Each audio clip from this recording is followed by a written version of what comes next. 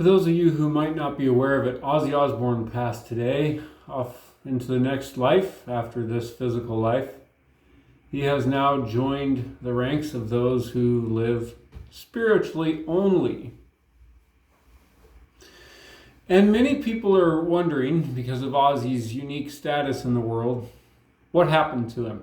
Of course, a lot of hardcore Christians are sure he's in hell right now, and a lot of hardcore metalheads are pissed off about that, and there's going to be wars all over the internet about it.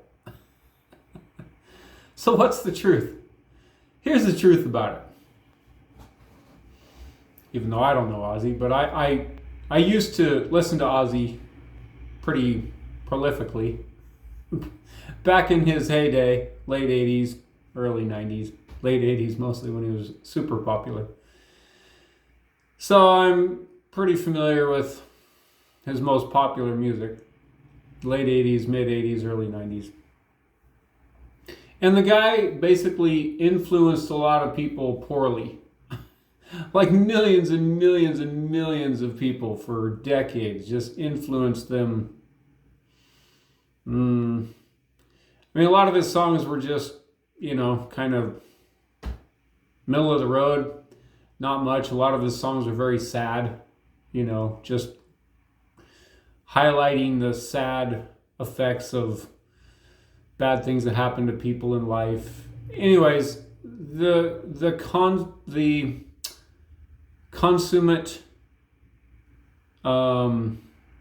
influence that he had on others was not the greatest. Let's put it that way.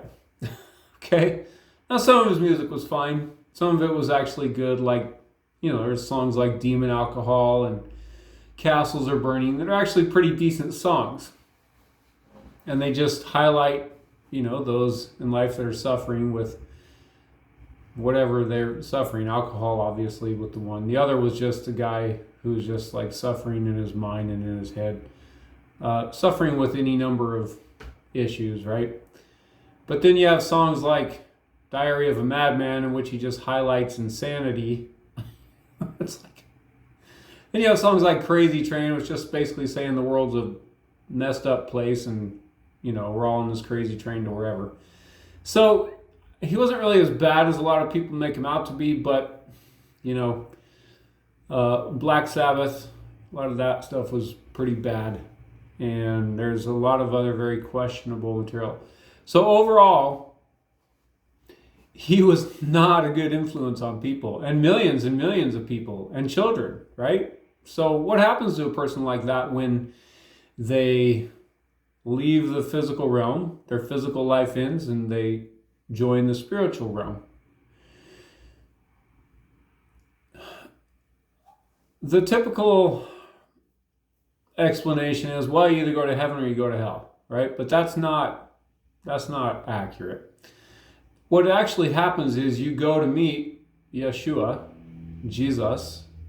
Everybody meets him sooner or later, right? Because he says in the book of John that God has given him authority over all mankind, I believe, if I'm quoting that one correctly.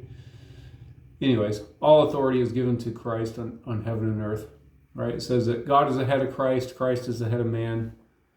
That's in Corinthians. So, and we know that Christ is the ultimate judge, says that in Isaiah and other places, Matthew. So we know that everybody meets Jesus when they die. Now, what happens when they meet Jesus is going to be different for each person because of a ton of factors, okay?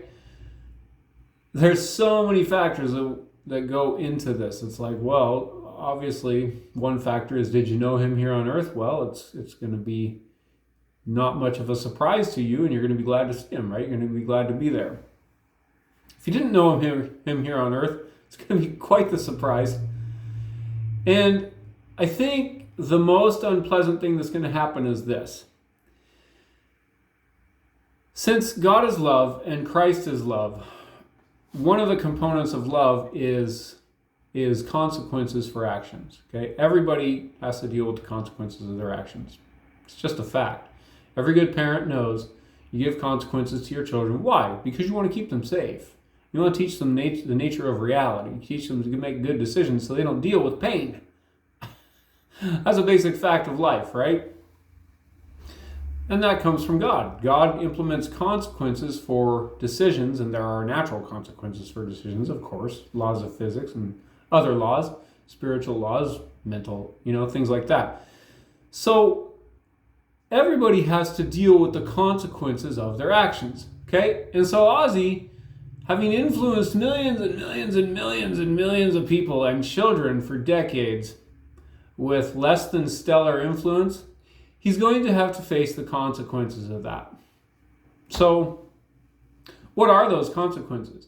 That's where we leave it up to the Lord, because he determines what those consequences are.